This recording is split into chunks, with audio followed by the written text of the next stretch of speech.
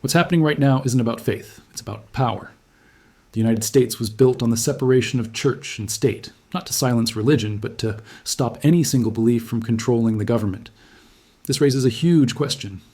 When religious ideas start writing our laws, dictating what's taught in schools, and influencing law enforcement, is the government still neutral? We see a pastor being met with force for praying, yet at the same time, we hear proposals for biblically based governance. This contradiction is jarring. Religion is being pushed into policy while being selectively controlled in public spaces. This blurs the line between personal faith and public authority, shaking the constitutional ground we've stood on for centuries. History has shown us all around the world what happens when a state merges with a specific religion. Dissent becomes disobedience, and law turns into moral policing. So, the real question isn't whether America is a religious nation. It's whether a diverse democracy can survive when the government starts picking a side in theology.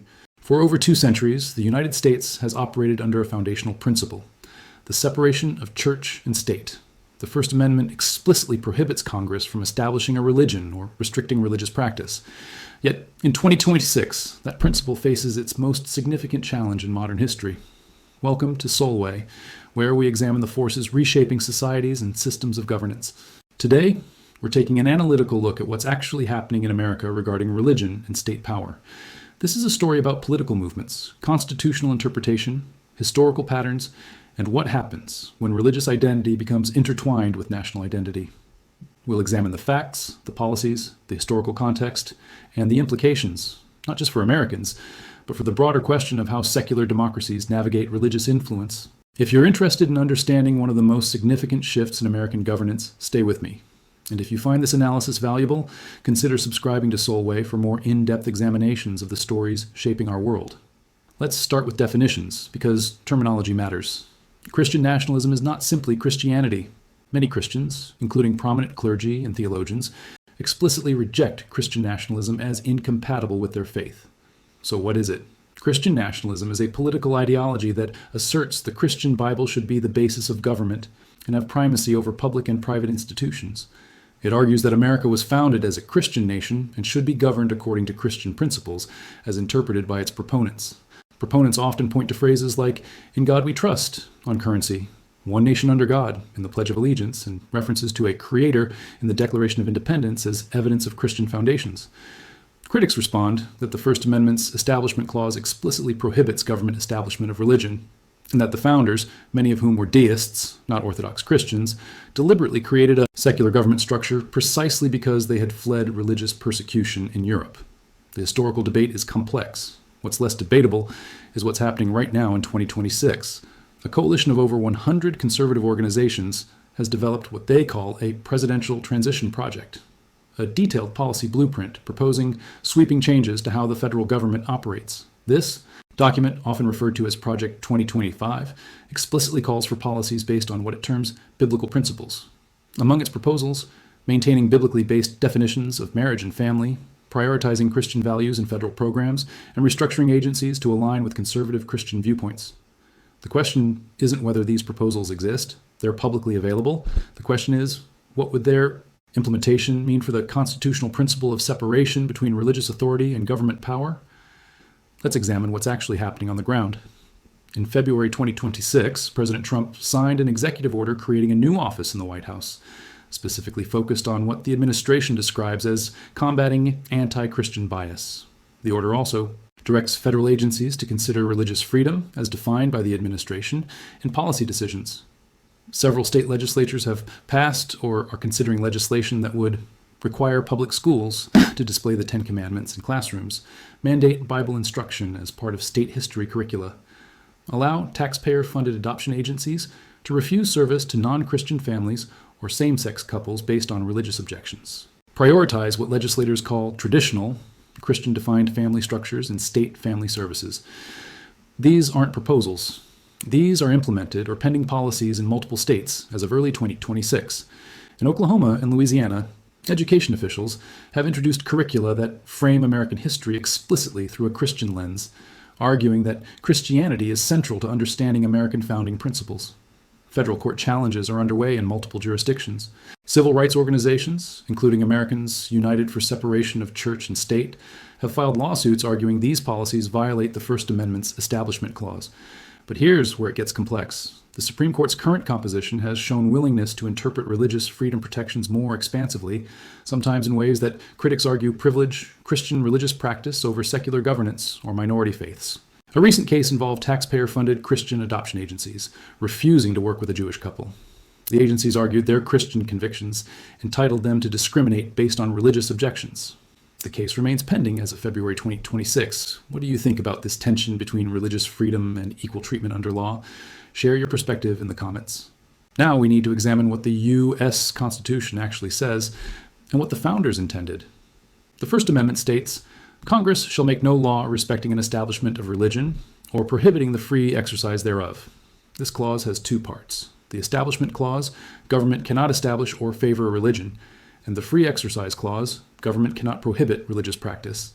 For most of American history, these clauses were understood to create what Thomas Jefferson called a wall of separation between church and state.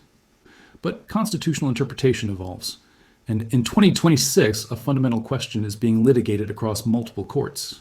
Does protecting religious freedom mean allowing religious beliefs to shape government policy and law?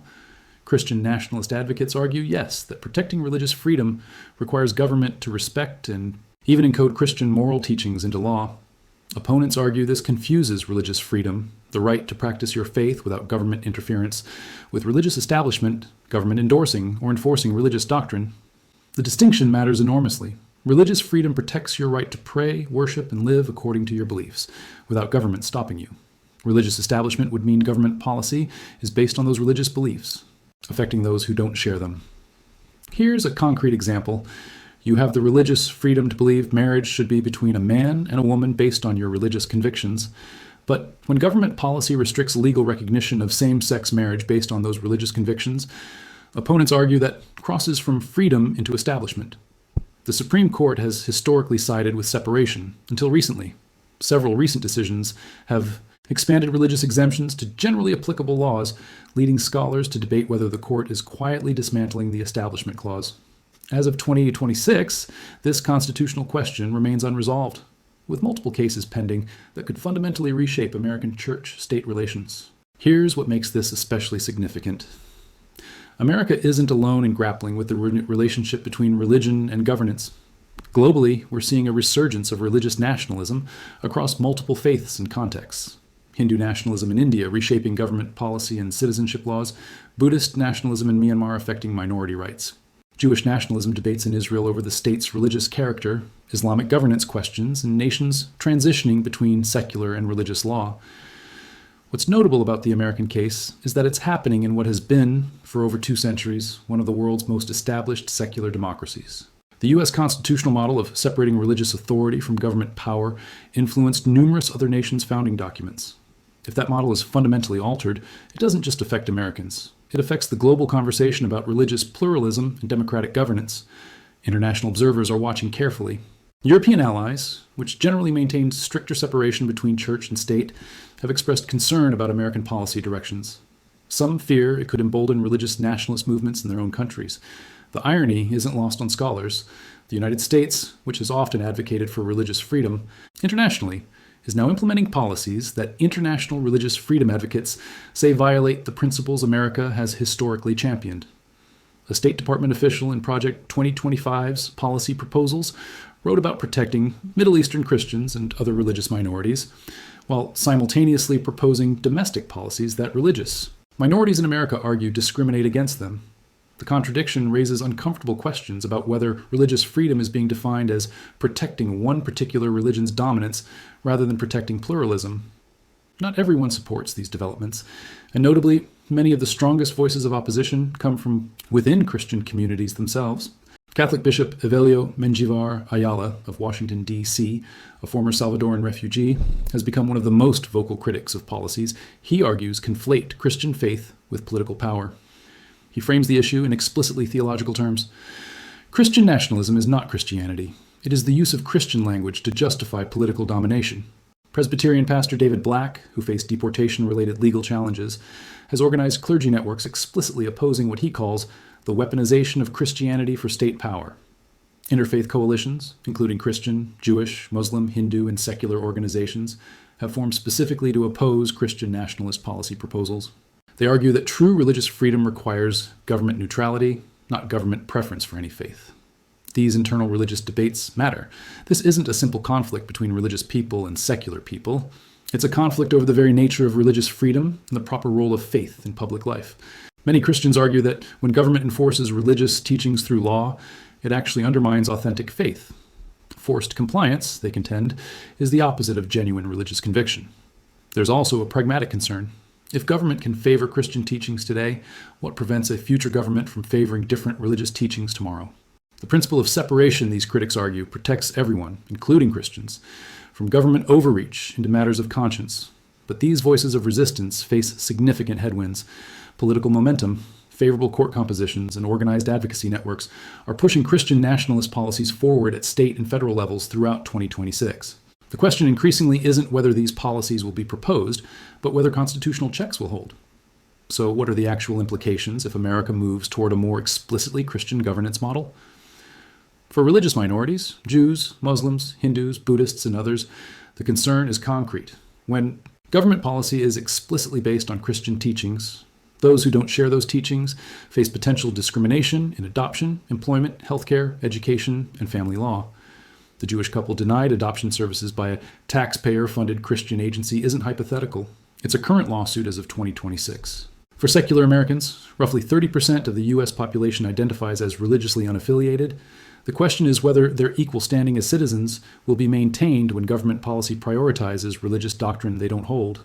For Christians themselves, the stakes are also high, though perhaps less obvious. History shows that when religious authority becomes intertwined with political power, it often corrupts both.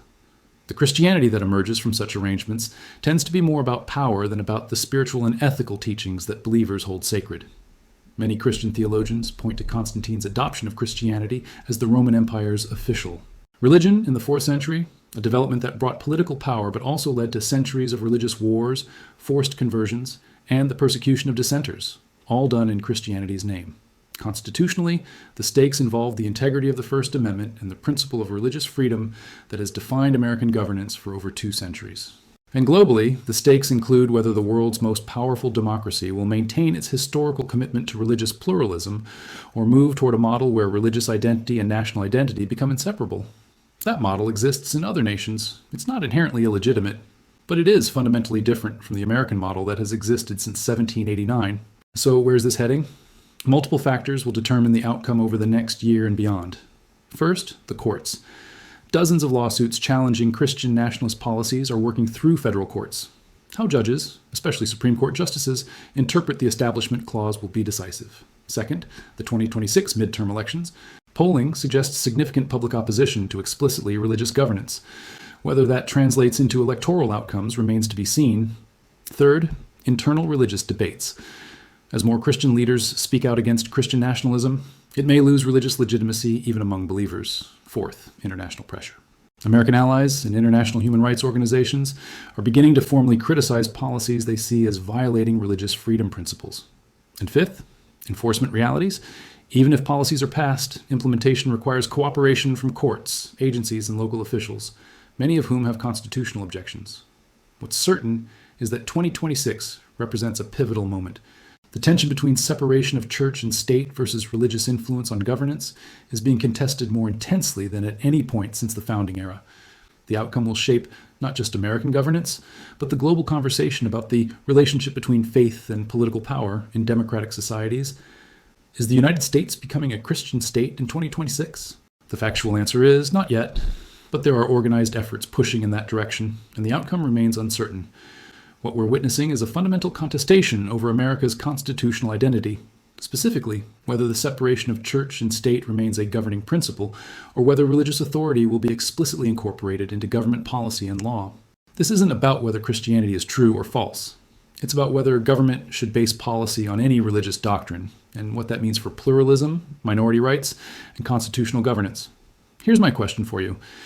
In a religiously diverse society, is it possible to maintain both genuine religious freedom and government neutrality toward religion? Or do we have to choose between them? And what lessons can be drawn from other nations that have navigated these questions, both those that maintained separation and those that adopted religious governance models? I genuinely want to hear your perspective, whether you're American or watching from elsewhere, whether you're religious or secular, whether you support or oppose these developments. If this video gave you a clearer understanding of what's actually happening in America regarding religion and governance, share it with someone who might find it valuable. And if you want more analytical examinations of how societies navigate fundamental questions about power, identity, and governance, that's what we do here at Solvae.